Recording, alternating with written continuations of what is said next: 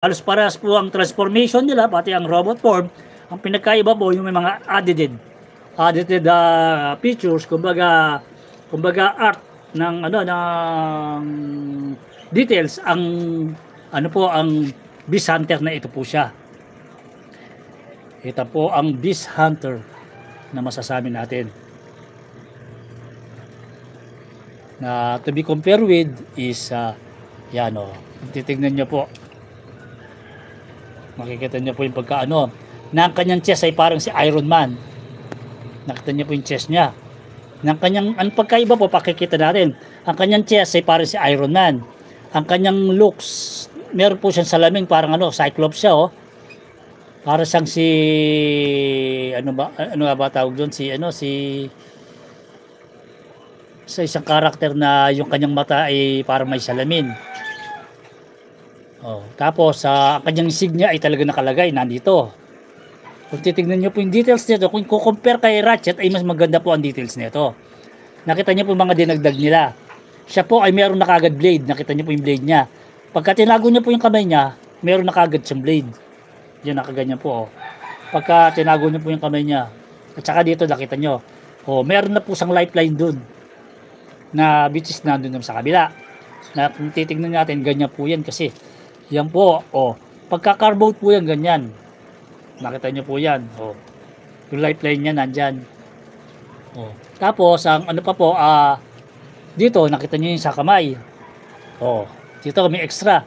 Talagang masasabi nyo na talagang hindi po sa kinopya. Kumbaga, gumawa po sila ng separate na ulumahan. Kumbaga, meron pong separadong ulumahan siya, kung titignan nyo. Tapos, pagdating po dito sa pit, nakita nyo po yan.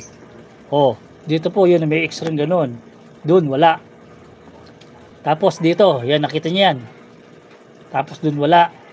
Tapos sa pit, halos magkaiba. Dito, yun. Nakita niyo, ito parehas.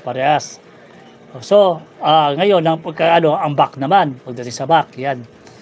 Makikita po natin ang back ni, oh, nakita niyo po yung back.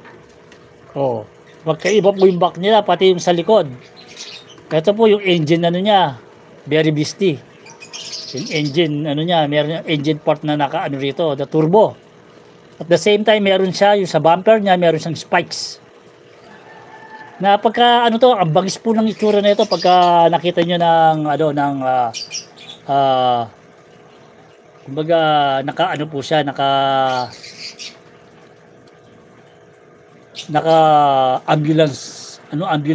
ambulance form. At ang kanyang weapon ay napakaganda po, tingnan mo, may drilling siya, oh.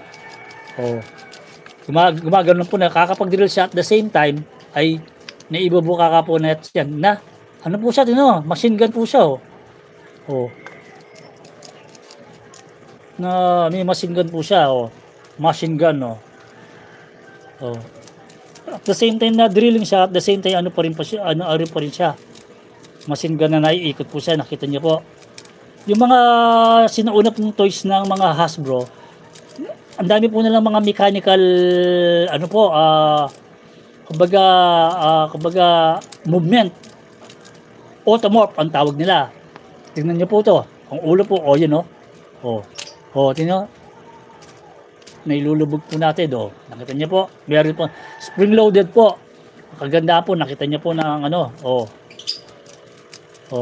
naiikot po. Ngayon, yung drilling part, nakakapag-drill po siya.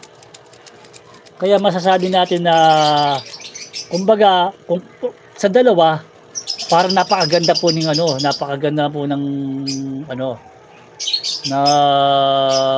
pagkagawa. Para rin si Cyclops to, kumbaga sa yung mata niya, ang ganda.